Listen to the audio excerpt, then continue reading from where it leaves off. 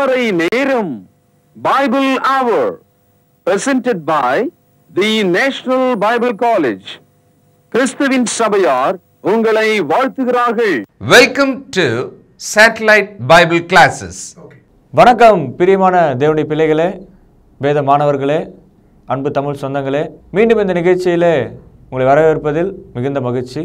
நாம் புதிதாக படித்து கொண்டு வருகிற பாடம் மீட் த சர்ச், சபையை சந்திப்போம் என்ற இந்த புதிய பாடம் உங்களுக்கு மிகவும் பிரயோஜனமுள்ளதாக இருக்கும் என்று விசுவாசிக்கிறோம். அதை தொடர்ந்து இன்றைய நாளிலும் கூட இரண்டாவது பாடமாக இந்த பாடத்தை நாம் படிக்கிறோம். எபேசியர் 2ஆம் அதிகாரம் 20 வசனத்தில் அப்போஸ்தலர்கள் தீர்க்கதரிசிகள் என்பவர்களுடைய அஸ்திபாரத்தின் மேல் கட்டப்பட்டவர்களுமாயும் இருக்கிறீர்கள், அதற்கு இயேசு கிறிஸ்து தாமே மூளைக்கல்லா இருக்கிறார் என்று எபேசியர் 2ஆம் அதிகாரம் வசனம் 20 நாம் படிக்கிறோம். தொடர்ந்து நீங்கள் படித்துக் கொண்டிருக்கிற பாடம் அப்போஸ்தலர் 2ஆம் அதிகாரத்தில் இயேசு கிறிஸ்துவின் நாமத்தினாலே ஞானஸ்தானம் பெற்று 3000 அங்கத்தினர்களாக முதலே சபையில சேர்க்கப்பட்ட அந்த சபையை குறித்து நாம் இந்த நாளிலே படிக்க இருக்கிறோம். அந்த சபையை குறித்து பழைய ஏற்பாட்டிலே சொல்லப்பட்ட தீர்க்க தரிசனங்களை குறித்தும் அது எப்படியாக புதிய ஏற்பாட்டிலே நிறைவேறியது என்பதை குறித்தும் இந்த பாடத்தில் நாம் படிக்க இருக்கிறோம். தொடர்ந்து நிகழ்ச்சியை பாருங்கள். இது சொல்லப்படுகிற வசனங்களையும் சொல்லப்படுகிற தேவனுடைய வார்த்தைகளையும் நீங்கள் உங்களுக்கென்று எழுதி கொண்டு அதை குறித்து சிந்தியுங்கள், ஜெபம் செய்யுங்கள். இன்றைய நாளிலும் கூட நமது போதகர் டாக்டர் பீட்டர் சாலமன் ஐயா அவர்கள் நற்செய்தி அளிப்பார்.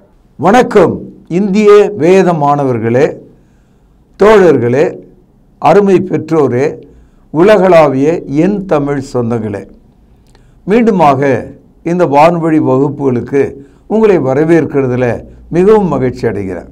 இந்த நாட்களில் மீட் த சர்ச், சபையை சந்திப்போம். இன்றைய கிறிஸ்தவர்கள் மத்தியில் இந்த சபை என்ற வார்த்தை சொல் மிகவும் நலிந்து மெலிந்து சுருங்கிவிட்டது. அதனுடைய பொருள் என்ன என்று தெரியாமல் கிறிஸ்தவர்களாகி நாம் உலகெங்கிலும் இருக்கிறோம். பொதுவாக சபை என்று நினைப்பது நம்முடைய வீட்டுக்கு பக்கத்தில் ஞாயிற்றுக்கிழமையிலே நாம் சென்று திரும்புகிற ஒரு இடம், கர்த்தருடைய வார்த்தையை போதிக்கிற ஒரு இடம், காணிக்கை கொடுக்கிற ஒரு இடம். அது பாஸ்டருடைய வீடாக இருக்கலாம் அல்லது ஒரு பொது கட்டடமாக இருக்கலாம். இவ்வளவு தான் நம்முடைய அபிப்பிராயம். ஆனால் சபை என்பது கிறிஸ்துவின் சரீரம். சபைக்கு தலை கிறிஸ்து. சபையானது கிறிஸ்துவுக்கு மனவாட்டியாக இருக்கிறாள். இந்த மாதிரி கருத்துக்களை நாம் முதல்ல உணர வேண்டும். சபை குறித்து இயேசு கிறிஸ்து தமது சொந்த வாயில சிலுவைக்கு முன்னால் என்ன சொன்னார் என்பதை நீங்கள் கவனிக்க வேண்டும். மத்தேயு எழுதிய சுவிசேஷம் 16ஆம் அதிகாரம் 18வது வசனம் ஏற்கனவே நாம் படித்திருக்கிறோம். இருந்தாலும் கையில் ஒரு பேனாவோடு நீங்கள் இந்த வசனத்தை படித்து சபை என்ன என்பதை விளங்கி கொள்ளும்படியாக நான் உங்களை அழைக்கிறேன். மேலும் நான் உனக்கு சொல்லுகிறேன், நீ பேதுருவாய் இருக்கிறாய், இந்த கல்லின் மேல் என் சபையை கட்டுவேன், பாதாளத்தின் வாசல்கள் அதை மேற்கொள்வதில்லை. இந்த வசனத்தில் சபை என்ற வார்த்தையை கவனித்தோம். அடுத்ததாக இந்த சபையை உற்பத்தி செய்வது, உருவாக்குவது இயேசு கிறிஸ்து. சபை நான் கட்டுவேன் என்று சொல்லுகிறார். அப்படியானால் சபையை மனிதர்கள் கட்ட முடியாது. காரணம் என்னன்னா, மனிதர்கள் கட்டுகிற கட்டிடங்களை பூகம்பங்களும் சுனாமிகளும் போரும் தரைமட்டமாக்கிவிடும். அது கட்டடம். ஆனால் இயேசு கிறிஸ்து சொல்கிற சபையை பாதாளமே மேற்கொள்ள முடியாது. ஹெல் cannot prevail over it. அப்போது பாதாளமே மேற்கொள்ள முடியாத சபைன்னு சொன்னால் அது ஆவிக்குரிய ஒன்றாக இருக்கிறது. அடுத்தது நமக்கு இலக்கணம் தெரியும். நேற்று, இன்று, நாளை. நாளை என்று சொன்னால் அது எதிர்காலம். நேற்று என்று சொன்னால் அது கடந்த காலம், இறந்த காலம். இன்று என்று சொன்னால் நிகழ்காலம். நான் என் சபையை கட்டுவேன் என்று சொன்னால் அது எதிர்காலம். அப்படியானால் இயேசு கிறிஸ்து பேசி கொண்டிருந்த அந்த இடத்துல சபை இல்லை, இனிமேல் கட்டப்போவதாக சொல்கிறார். அப்படியானால் இயேசு கிறிஸ்து சிலுவையில் அறையப்பட்ட போது சபை கட்டாமல் போய்விட்டாரா? அப்போ இயேசு கிறிஸ்து சொன்ன வார்த்தை நிறைவேறவில்லையா? ஏதோ ஒன்று நடந்திருக்கிறது. இயேசு சபை கட்டுவேன் என்று சொன்னது அவருடைய மரணம், அடக்கம், உயிர்த்தெழுதலை முன்னிட்டு சொல்லியிருக்கிறார். சபை கட்ட ஆரம்பித்தது சிலுவையில், அவருடைய மரணத்தில். அவர் அடக்கம் பண்ணப்பட்டார். 3வது நாளில் மரித்தோர்ந்து எழுந்தார். அதுதான் கட்டப்பட்ட சபை. The resurrected body of Jesus Christ, it is the church. மரித்தோர்ந்து எழுந்த இயேசு கிறிஸ்துவனுடைய சரீரம் சபையாக இருக்கிறது. அந்த சரீரத்துக்கு கிறிஸ்து தலையாக இருக்கிறார். இந்த வசனத்தை சொன்ன உடனேயே இயேசு கிறிஸ்து கூடுதலாக மத்தேயு 16ஆம் அதிகாரத்தில் அந்த சபையை கட்டும்படியான வேளை எப்பொழுது வருகிறது என்று சொல்கிறார்.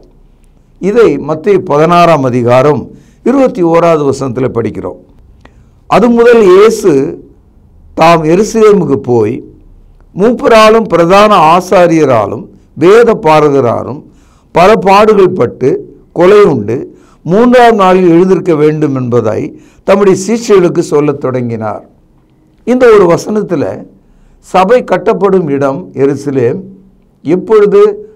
பிரதான ஆசாரியரும் மூப்பர்களும் வேத பாரகரும் அவரை சிலுவிலே கொன்ற போது, 3வது நாளில் அவர் மரித்தோர்ந்து எழுந்தபோது இது நடக்கப் போகிறது என்று சொல்கிறார். இந்த சபை இப்பொழுது எங்கே போயிற்று? உலக வரைபடத்தில் காணாமற் போன ஒரு கிராமமா சபை?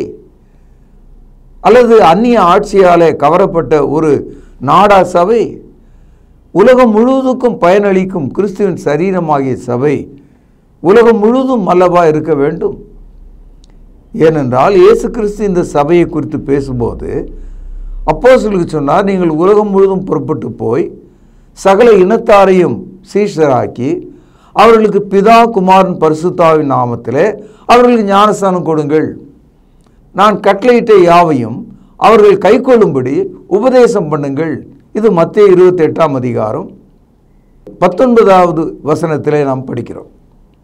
அப்படியானால் சபை என்பது உலகளாவிய ஒன்றாகவும், சபையில் சேருகிற மக்கள் உலகளாவிய எல்லா ஜனங்களையும் காட்டுகிறது. சபை ஞானஸ்தானத்தின் வழியாக உருவாக்கப்படுகிறது. பாவம் மன்னிப்புக்கென்று மனிதர்கள் கீழ்ப்படியும் போது சபையாக அவன் மாறுகிறான்.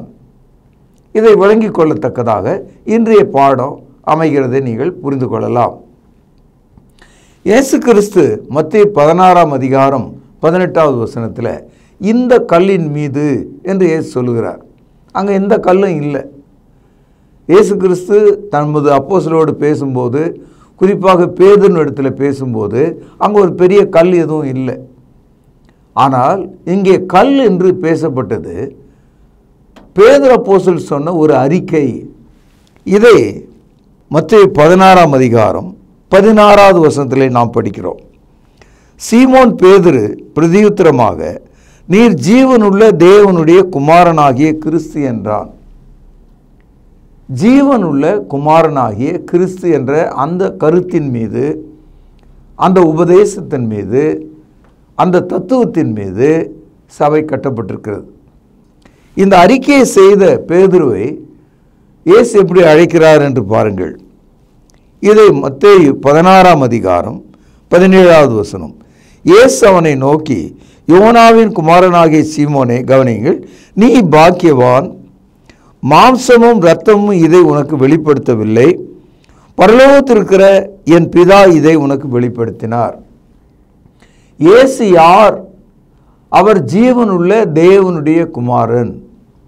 இந்த கருத்தை பரலோகத்திலுள்ள பிதா பேதுருவுக்கு வெளிப்படுத்தினார். பேதுரு தன்னுடைய சுய அறிவினால, மாம்சமும் இரத்தத்தினால அதை அவன் சொல்லவில்லை. It was revealed by the father in heaven. ஆகவே இயேசு பேதுருவை பாக்கியவான் என்று சொன்னார், பிளஸட் என்று சொன்னார். இதையெல்லாம் ஒன்று கூட்டி நீங்கள் படித்து பார்த்தால் சபை என்பது இயேசுவை ஜீவனுள்ள குமாரன் ஆகிய கிறிஸ்து என்று உணர்வது தான். Knowing Jesus is the true son of the living God as Christ. இயேசு தேவனுடைய குமாரனாகிய கிறிஸ்து என்று அறிவது தான் பாக்கியமும் பாதாளம் மேற்கொள்ள முடியாத திருச்சபையின் அடையாளமாக இருக்கிறது. சகோதரர்களே, இயேசு கிறிஸ்து இதை குறித்து பேசும்போது ஆரம்பம் முதலே ஒரு கல்லை தத்துவமாக வைத்து பேசிக்கொண்டே வருகிறார். உதாரணமாக மத்தேயு 7ஆம் அதிகாரம் 24வது வசனம், ஆகையால் நான் சொல்லிய இந்த வார்த்தைகளை கேட்டு, கவனிங்கள், நான் சொல்லிய இந்த வார்த்தைகளை கேட்டு இவைகளின்படி செய்கிறவன் எவனோ அவனை கன்மலையின் மேல் தன் வீட்டை கட்டின புத்தி உள்ள மனுஷனுக்கு ஒப்பிடுவேன். இங்கேயும் புத்தி உள்ள ஒரு மனிதனை குறித்து படிக்கிறோம். அந்த மனிதன் கிறிஸ்துவனுடைய வார்த்தையின் மேலே கட்டப்பட்டவனாக இருக்கிறான். அந்த கிறிஸ்துவின் மேலே கட்டப்பட்ட அந்த மனிதனை உருவகமாக கன்மலையின் மேலே கட்டப்பட்ட மனிதன். He was built on the rock. Rock, it's only an illustration here. It was the word of God. தேவனுடைய வார்த்தையின் மீது கட்டப்பட்ட ஒரு மனிதன் கன்மலையின் மேல் கட்டப்பட்ட ஒரு மனிதனாக இருக்கிறான். அவன் புத்தி உள்ள மனிதனாக இருக்கிறான். ஆதியாகமம் 28ஆம் அதிகாரம் 11-12 வசனங்கள், பழைய ஏற்பாட்டில் 34வது பக்கம். ஒரு இடத்திலே சூரியன் அஸ்தமித்தபடியினால் அங்கே ராத்தங்கி அவ்விடத்து கற்களில் ஒன்றை எடுத்து தன் தலையின் கீழ் வைத்து அங்கே நித்திரை செய்யும்படி படுத்துக்கொண்டான். அங்கே அவன் ஒரு சொப்பனம் கண்டான். இதோ ஒரு ஏணி பூமியிலே வைக்கப்பட்டிருந்தது. அதன் நுனி வானத்தை எட்டியிருந்தது. அதில் தேவதூதர் ஏறுகிறவளும் இறங்குகிறவளுமாய் இருந்தார்கள். நாம் படிக்கிற இந்த பகுதி யாக்கோபு ஆபிரகாமினுடைய பேரன். ஒரு நாள் அவன் பயணம் போகையில் சாயங்காலம் ஆயிற்று, இரவு வந்தது. ராத்தங்கும்படியாக ஒரு இடத்துல அவர் இருக்கிறார். அங்கிருந்த ஒரு கல்லை எடுத்து தலையடியிலே வைத்து அவர் படுத்துக்கொண்டார். இங்கே ஒரு கல்லை பார்க்கிறோம். எல்லா கல்லும் தான் இருக்குது, ஆனால் இந்த கல்லில் எதுவும் இல்லை. ஆனால் அந்த கல் மேல் படுத்திருந்த அவனுடைய தலைக்குள்ள ஒரு தரிசனம் ஏற்படுகிறது. அந்த தரிசனம் எந்த மனிதனும் பார்க்காத ஒரு தரிசனம், கேள்விப்படாத ஒரு தரிசனம். வானம் திறந்திருக்கிறது, பூமிக்கும் வானத்துக்கும் ஒரு ஏணி வைக்கப்பட்டிருக்கிறது.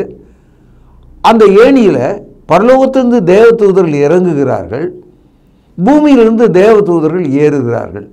இந்த காட்சி ரொம்ப ஆச்சரியமாக இருக்கிறது. இந்த கருத்து அப்படியே இயேசு கிறிஸ்து யோவான் சுவிசேஷம் 1ஆம் அதிகாரம் 51வது வசனத்தில் நினைவு கூறுகிறார். ஆக இந்த கல்லின் மேல் என் சபையை கட்டுவேன் என்று இயேசு சொன்னார். அந்த சபை வானத்துக்கும் பூமிக்கும் ஏணியாக இருக்கிறது. அந்த சபையில் தேவதூதர்கள் ஏறுவதும் இறங்குவதும் காட்சியாக வைக்கப்பட்டிருக்கிறது. ஆகவே சபை என்பது பரலோகம் திறந்திருக்கிறதையும் பூலோகத்தில் விசுவாசிகள் இருப்பதையும் தேவதூதர்கள் ஏறுவதையும் இறங்குவதையும் காட்டக்கூடியதாக இருக்கிறது.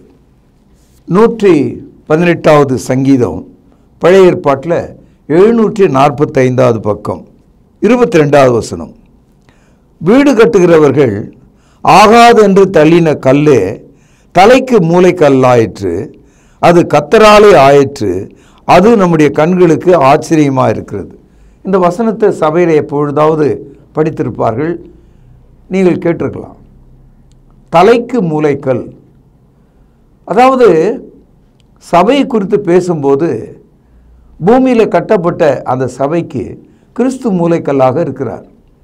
ஆனால் மூளைக்கல்லாக இருக்கிற தேவனுடைய குமாரனாகிய கிறிஸ்து மனிதர்களாலே தள்ளப்பட்டார், நிராகரிக்கப்பட்டார்.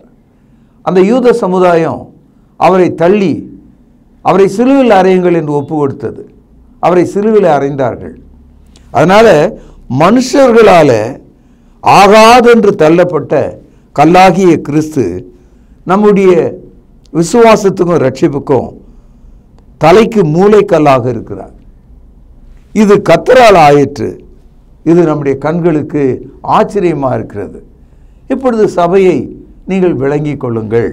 ஏசாயா தீர்க்கதரிசன புத்தகம் 28ஆம் அதிகாரம் 16வது வசனம் பழைய ஏற்பாட்டில் 832வது பக்கம்.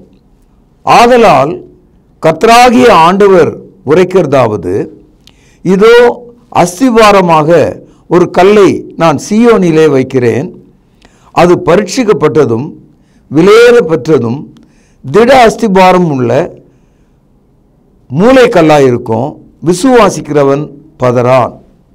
இது ஒரு தீர்க்க தரிசனம்.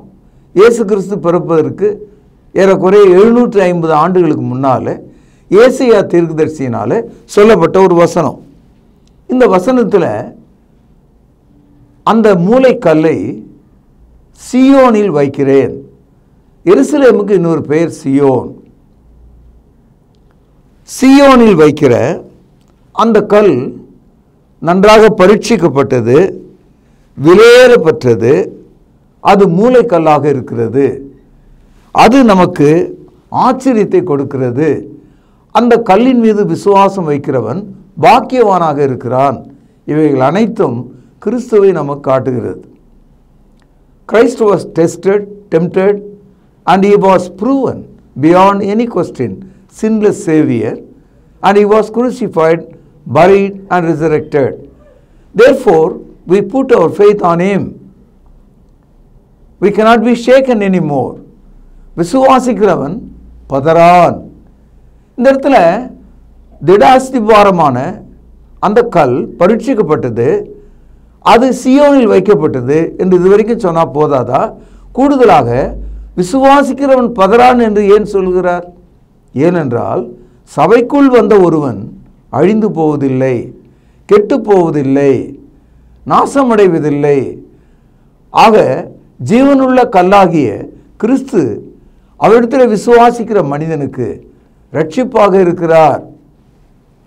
தானியேல் எழுதிய தீர்க்கதரிசன புத்தகம் 2வது அதிகாரம் பக்கம் 1031 பழைய ஏற்பாடு 34வது வசனம். நீர் பார்த்து கொண்டிருக்கும் போதே கைகளால் பெயர்க்கப்படாத ஒரு கல் பெயர்ந்து உருண்டு வந்து அந்த சிலையின் பாதங்களில் மோதி அவைகளை நொறுக்கி போட்டது. அப்பொழுது அந்த இரும்பும் களிமுமான வெண்கலமும் வெள்ளியும் பொன்னும் ஏகமாய் நொறுகுண்டு கோடை காலத்தில் போரடிக்கிற களத்திலிருந்து பறந்து போகிற பதரை போலாயிற்று. அவைகளுக்கு ஒரு இடமும் கிடையாதபடி காற்று அவைகளை அடித்து கொண்டு போயிற்று. சிலையை மோதின கல்லவோ என்றால் பேனால் அடிக்கோடிடுங்கள், ஒரு பெரிய பர்வதமாகி பூமியெல்லாம் நிரப்பிற்று. இது ஒரு முக்கியமான தகவல். தானியேல் தீர்க்கதரிசி நேபுகாத் நேச்சார் இடத்துல ஒரு தகவலை சொல்கிறார். அதாவது நேபுகாத் நேச்சாருக்கு பிறகு பூமியில் 3 ராஜ்யங்கள் உலகளாவிய ஆட்சியை செய்தது. நேபுகாத் நேச்சாரை பொன்னுக்கு சமானமாகவும், மேதிய அரசை வெள்ளிக்கு சமமாகவும், கிரேக்க பேரரசை வெண்கலத்துக்கு சமமாகவும், ரோம பேரரசை இரும்புக்கு சமமாகவும் ஒப்பிட்டு இந்த 2ஆம் அதிகாரத்தில் பேசப்பட்டிருக்கு. அதாவது நேபுகாத் நேச்சார் ஒரு தரிசனம் காண்கிறார். இந்த உலகத்தினுடைய முடிவு எப்படி இருக்கும் என்று தேவன் அவனுக்கு ஒரு வெளிப்பாட்டை கொடுக்கிறார். அந்த கனவை விவரித்து அதற்கான காரணங்களை சொல்கிறார் தானியேல். அதாவது இந்த நிகழ்ச்சி அனைத்தும் இயேசு கிறிஸ்துவினுடைய சிலுவை மரணத்துக்கு முன்னால் நடந்தது. அதாவது Babylonian kingdom, Medo Persian kingdom, Greece kingdom and Roman kingdom. ஏறக்குறைய இயேசு கிறிஸ்துக்கு முன்னால் இருந்த 4 பெரிய ராஜ்யங்கள். இந்த 4 ராஜ்யங்களுடைய வேல்யூஸ், தன்மைகளை பொன், வெள்ளி, வெண்கலம், இரும்பு, இந்த சிலை அப்படி நிற்கும்போது இதெல்லாம் அவன் பார்த்துட்டு இருக்கான் கனவுல. எங்கிருந்து வந்ததுன்னே தெரியல. கையால் பெயர்க்க முடியாத ஒரு சின்ன கல் அங்கிருந்து புறப்பட்டது. புறப்பட்டு வந்து அந்த சிலையினுடைய பாதத்தில் மோதுது. ஒரு சின்ன கல் மோதி இவ்வளோ பெரிய சிலை துண்டாக, தூளாக, தூசியாக மாறி, வைக்கோல் போல தூசியாக மாறி பறந்து இருக்கிற இடம் தெரியாமல் காணாமல் போச்சு. ஆனால் அந்த சிலையை மோதின கல் வளர்ந்து வளர்ந்து பெருகி பெருகி பூமி முழுவதும் நிரப்பிற்று. இந்த தீர்க்கதரிசன பொருள் என்னன்னா, பாபிலோனிய பேரரசுக்கு பிறகு, மேதிய பேரரசுக்கு பிறகு, கிரேக்க பேரரசுக்கு பிறகு, ரோம பேரரசுக்கு பிறகு இயேசு கிறிஸ்துனுடைய உலகளாவிய ராஜ்யம் அமைக்கப்படும். உங்களுக்கு ஞாபகம் இருக்கும், இயேசு சிலுவையில் அறிந்தவர்கள் ரோமர்கள், அதான் கடைசி ராஜ்யம். இயேசுனுடைய மரணத்துக்கு பிறகு ரோம ராஜ்யம் முடிந்தது. உலகளாவிய இந்த 4 ராஜ்யங்கள் அழிந்து விட்டது. அன்றைக்கு துவங்கின அந்த சின்ன கல் எருசலேமில் உலகளாவிய திருச்சபையாக, தேவனுடைய ராஜ்யமாக இப்பொழுது பூமி எங்கும் இருக்கிறதை நீங்கள் பார்க்கலாம். இது மூலமாக நம்ம என்ன தெரிஞ்சுக்கிறோன்னா, God has destroyed all the physical kingdoms. Now God has put a spiritual kingdom universally. உலகம் முழுதுக்குமான ஒரு ராஜ்யத்தை கிறிஸ்துக்குள்ளே உண்டாக்கி இருக்கிறார். இந்த ராஜ்யம்தான் கிறிஸ்து சொன்னார், நான் என் சபையை இந்த கல்லின் மேல் கட்டுவேன் என்று சொன்னார். எபிரேயர் 12ஆம் அதிகாரம் 28வது வசனம். ஆகையால் அசைவில்லாத ராஜ்யத்தை பெறுகிறவர்களாகிய நாம் பயத்தோடும் பக்தியோடும் தேவனுக்கு பிரியமாய் ஆராதனை செய்யும்படி கிருபையை பற்றி கொண்டிருக்க கடவோம். இந்த இடத்துல கிறிஸ்தவர்களாகி நாம் தேவனுக்கு பிரியமான தொழுகை செய்யும்படி பயந்து நடுங்கி ஆண்டவருக்கு பிரியமாக இருக்க கடவோம். ஏனென்றால் நாம் தேவனுடைய ராஜ்யத்தில் இருக்கிறோம். பாபிலோனிய பேரரசு அழிந்தது, மேதிய பெர்சிய பேரரசு அழிந்தது, கிரேக்க பேரரசு அழிந்தது, ரோம பேரரசு அழிந்தது. இன்னைக்கு உலகளாவிய அரசு ஒன்றும் இல்லை. ஆகவே தேவனுடைய ராஜ்யம் அசையாத ஒன்றாக இருக்குதான். இங்கிலீஷில் திஸ் கிங்டம் அன்ஷேக்கபிள், எவர்லாஸ்டிங். இது ஒரு நிலையான நித்தியமான ராஜ்யமாக இருக்கிறது. அதனால தான் இயேசு கிறிஸ்து இந்த சபையை குறித்து பேசும்போது, ராஜ்யத்தின் திறவுகோலை இதோ நான் உனக்கு தருகிறேன், பூமியிலே நீ எதை பூட்டுவாயோ பரலோகத்தில் அது பூட்டப்படும், பூமியிலே நீ எதை கட்டவிழ்ப்பாயோ பரலோகத்தில் அது கட்டவிழ்க்கப்படும் என்று சொன்னார். அதனால் என் அன்பு சகோதரர்களே, சபை ராஜ்யமாக பேசப்படுகிறது. சபையில் கீழ்ப்படுகிறவர்கள் கட்டவிழ்க்கப்பட்டவர்களும் கீழ்ப்படியாதவர்கள் கட்டப்பட்டவர்களுமாக இருக்கிறார்கள். கீழ்ப்படுகிறவர்கள் வசனத்தின்படி நடக்கிறவர்களும் கீழ்ப்படியாதவர்கள் வசனத்தை எதிர்கொள்ளுமாக இருக்கிறார்கள். இதை நீங்கள் விளங்கி கொண்டால் சபை என்பது எவ்வளோ பெரிய விஷயம் என்பதை உங்களால் ஓரளவுக்கு புரிந்து கொள்ள முடியும். கடற்கரையில் அப்பா அம்மாவோட ஒரு பையன் ஜூஸ் குடிச்சிக்கிட்டே போனான். ஒரு ஸ்ட்ரா போட்டு குடிச்சிட்டு இருந்தான். அப்பொழுது கொஞ்ச நேரம் பொறுத்து அவனுக்கு என்ன நேர்ந்ததோ தெரியல, அந்த ஸ்ட்ராவை முட்டி போட்டு கடல் தண்ணியில் முக்கி அந்த தண்ணியை உறிஞ்சினான். அவங்க அப்பா அம்மா பதறி போய், அடே அது உப்பு தண்ணி, அதை உறிஞ்சாதே என்று சொன்னாங்க.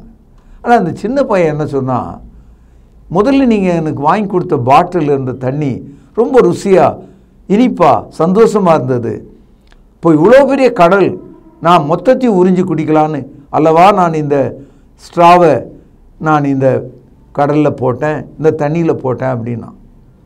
இந்த உதாரணம் கொஞ்சம் நெருடலாக இருந்தாலும் சிந்திக்க வேண்டிய ஒன்றாக இருக்கிறது. அதாவது ஒரு ஸ்ட்ரா போட்டு கடலில் இருக்கிற தண்ணியை யாராவது உறிஞ்ச முடியுமா? உறிஞ்சி எடுக்க முடியுமா? ஒரு டம்ளர் தண்ணி, ஒரு புட்டியில் இருக்கிற சிறு தண்ணியை வேணால் உரியலாம், கடல் தண்ணியெல்லாம் உரிய முடியாது. பூமியில் 2 பகுதியாக கடல் இருக்கிறது. கடல் தண்ணி நீங்கள் அள்ளி அள்ளி ஊற்றி அதை எடுக்க முடியாது. அப்படி தான் சபை இருக்கிறது. இந்த நாளில் நீங்கள் கேட்ட இந்த செய்தி, சபை இவ்வளோ பிரம்மாண்டமாக இருக்கும்போது, இவ்வளோ பெரிய விசுவாசத்துக்குரியதாக இருக்கும்போது, இவ்வளோ பெரிய தீர்க்க தரிசனங்களை நிறைவேறுதலை காட்டக்கூடியதாக இருக்கும்போது, அது கிறிஸ்துவனுடைய மரணத்தின் வழியாக வாங்கப்பட்டதாக இருக்கும்போது அதுக்குள்ள வாழ்கிற ஒரு ஆத்மாவாக நீங்கள் இருக்க வேண்டும் என்பது எவ்வளவு அவசியம். நான் சபைக்கு போகிறேன், நான் சபையில் சேர்ந்துட்டேன் அப்படின்னு சொல்லும்போது நீங்கள் என்ன நினைக்கிறீங்க? உங்களுடைய அங்கத்தினராகும் உரிமையை ஐ பிகம் அ மெம்பர் என்ற அறிவில் தான் நீங்கள் அதை பேசுகிறீங்க. ஆனால் உண்மையில் சபை என்பது யுனிவர்சல். சபை என்பது முழு உலகத்தையும் அடையாளமாக காட்டுது. அதனால தான் கத்தோலிக்கர்கள் சபை நல்ல வேளையாக அவங்க ஒரு வார்த்தை யூஸ் பண்ணுறாங்க, கேத்தலிக் என்ற ஒரு வார்த்தை யூஸ் பண்ணுறாங்க. கேத்தலிக்னா யூனிவர்சல்னு அர்த்தம், உலகளாவிய. உண்மையிலே அந்த வார்த்தை அது வரைக்கும் கரெக்ட் தான். கேத்தலிக் யூஸ் பண்ணுற அந்த வார்த்தை யூனிவர்சல் என்ற வார்த்தை சரிதான். ஏனென்றால் சபை என்பது ஒரே ஒரு சின்ன ஒரு புள்ளியில் கூகுள் மேப்பில் தேடுறதாக ஒன்று இல்லை. அது உலகளாவிய ஒன்றாக இருக்கிறது, உலகளாவிய மக்களுக்கானதாக இருக்கிறது, ரட்சிக்கப்படுகிற யாவருக்கான ஒன்றாக இருக்கிறது. கிறிஸ்துவின் இரத்தத்தால் வாங்கப்பட்டு கழுவப்பட்ட மக்களால் அது அடையாளம் காட்டப்படுகிறது. அது தேவனை மகிமைப்படுத்தக்கூடியதாக இருக்கிறது.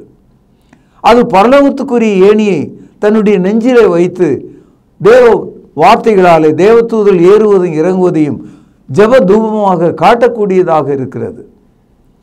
அது வாசனை நிறைந்ததாக இருக்கிறது, திட அஸ்திவாரம் உடையதாக இருக்கிறது. அதனுடைய வல்லமை யாரால் தொட முடியாததாக இருக்கிறது. அதற்குள் வாழ்கிறவர்கள் அசைக்கப்படக்கூடாதவர்களாக இருக்கிறார்கள். இவ்வளவு தகுதியை உடைய ஒரு சபையை உங்கள் உள்ளூரில் 1, 2, 3 பேராக கூட நீங்கள் துவங்கி விடலாம். ஏனென்றால் மத்தேயு 18ஆம் அதிகாரம் 20வது வசனத்தில் எங்கே 2, 3 பேர் என் நாமத்தில் கூடுகிறார்களோ அங்கே அவர்கள் மத்தியில் நான் இருப்பேன் என்று கிறிஸ்து நமக்கு வாக்களித்திருக்கிறார். இன்றைக்கு நாம் பார்க்கிற 100, 1000, 10,000 பேர் போகிற எல்லா சபைகளும் 1, 2 மக்களால் தான் துவங்கப்பட்டது ஆரம்ப காலத்தில். இன்றைக்கு ஏராளமான மனிதர்களுடைய சபைகள் இருக்கும்போது நீங்கள் உண்மையான சபையாக உங்களை நீங்கள் துவக்கலாம். உங்கள் வீட்டுக்குள்ளிருந்தே நீங்கள் துவங்கலாம். ஆகவே நீங்கள் மற்றவர்களை பார்த்து புண்பட வேண்டிய அவசியம் இல்லை. You can begin a local church right in your house. நீங்கள் இயேசு கிறிஸ்துவின் வார்த்தையை கேட்டு விசுவாசம் உள்ளவர்களாகி உங்கள் பாவங்களிலிருந்து மனம் திரும்பி இயேசு ஜீவனுள்ள தேவனுடைய குமாரன் என்று அறிக்கையிட்டு பாவ மன்னிப்பு கண்டு ஞானஸ்தானம் பெற்றுக்கொள்ளும் போது ஜீவனுள்ள திருச்சபையாக நீங்கள் மாறுகிறீர்கள். அது உங்கள் வீட்டிலே துவங்கப்படும். வருங்காலத்தில் அது ஒரு பெரும் திருச்சபையாக மாறும். இவ்விதமாகத்தான் இன்றைக்கும் சியோனிலே வைக்கப்பட்ட திட அஸ்திபாரமான அந்த சபை உலகெங்கிலும் கடந்த 2000 ஆண்டுகளாக உலகம் முழுவதும் பரவி இருக்கிறதை நான் பார்க்கிறேன். ஆகவே இந்த நாளில் கடவுள் உங்களுக்கு தந்த இந்த வெளிப்பாட்டை, இந்த வசனங்களை நன்றாக புரிந்து கொண்டு வாழும்படி உங்களை ஆசீர்வதித்து நற்செய்தி இங்கே நிறைவு செய்கிறேன். பிரார்த்தனை செய்வோம். பரலோகத்தில் வாசமாக இருக்கிற அன்பான தகப்பனே, நாங்கள் வாசித்த ஜீவனுள்ள சபை கிறிஸ்துவின் மரணத்தினால் உண்டானது என்பதையும் அது பரலோகத்தையும் பூமியை இணைக்கிறதாகவும் அது பூமியின் ராஜ்யங்களை தகர்த்து விட்டதாகவும் திட அஸ்திபாரம் உள்ளதாகவும் கன்மலையின் மேல் கட்டப்பட்டதாகவும் கிறிஸ்து தலையாகவும் நாங்கள் அதன் உடலாகவும் இருக்கிறோம் என்பதை விளங்கிக் கொள்ள பொறுமையும் தாழ்மையும் கிருபையும் எங்களுக்கு தாரும். வசனத்தை கேட்ட சிறியோரையும் பெரியோரையும் ஆசீர்வதியும். கர்த்தராகிய இயேசுவின் நாமத்தில் ஜெபம் கேளும் ஜீவனுள்ள எங்கள் நல்ல பிதாவே, ஆமென். தொடர்பு கொள்ள வேண்டிய முகவரி: திருமறை நேரம், 58 சர்ச் தெரு, குமரன் நகர், சென்னை 6,82,000. செல்போன் 9385500882. கர்த்தாவே, தேவர்களில் உமக்குப்பானவர் யார்? வானத்திலும் பூமியிலும் உமக்குப்பானவர் யார்?